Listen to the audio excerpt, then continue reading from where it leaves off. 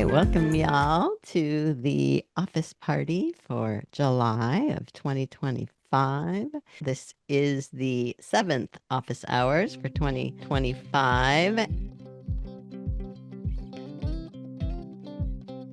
We did talk a lot about AI last month. What I want to talk about this month is about being human. Not that those are the only two options.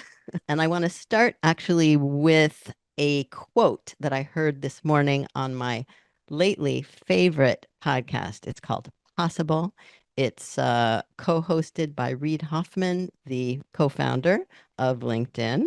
And they were interviewing this guy named David Otter. He said, the future isn't a forecasting opportunity, it's a design opportunity. I love that. I think this applies to everyone, not just future forecasters and designers, by the way. But some people are concerned that AI is making us lazy or stupid or both. So I don't actually see a big problem because I believe that it can only make us this way if we let it. And I personally do not plan to let it. But that is really why I continue to read books. That's what I'm doing tomorrow. And to use writing to think through my ideas. Don't get me wrong, I am all in on AI, you know that by now. But one thing I find super interesting about this rise of AI is that it really is kind of forcing us to think about and to try to answer a very deep question, which is, what does it mean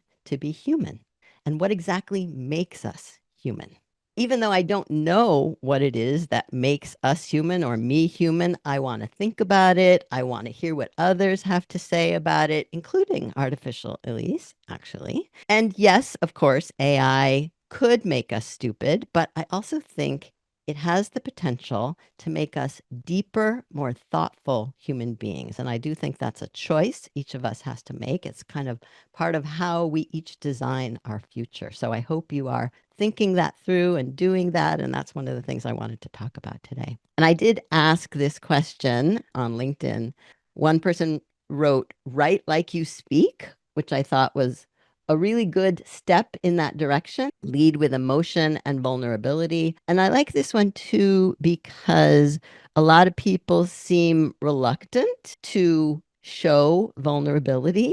And I do think more and more that's going to be really important. But I suspect that most of us have not thought about or analyzed the sound of our voices.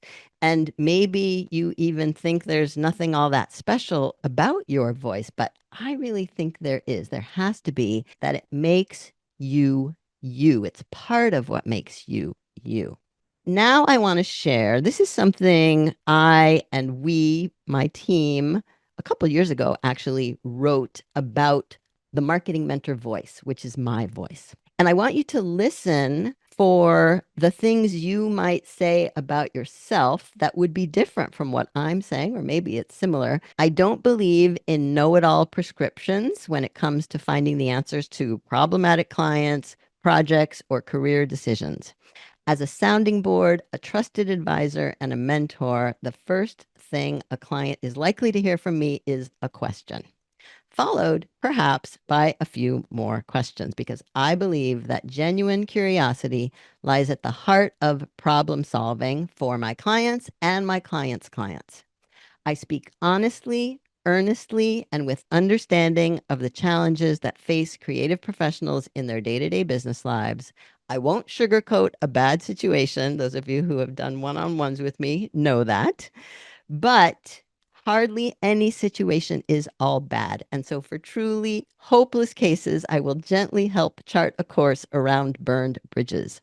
I love helping creative pros, and I do so with a positive and optimistic outlook and open-minded generosity, always leaving room for a little play, because building a business and a life you love should never be boring.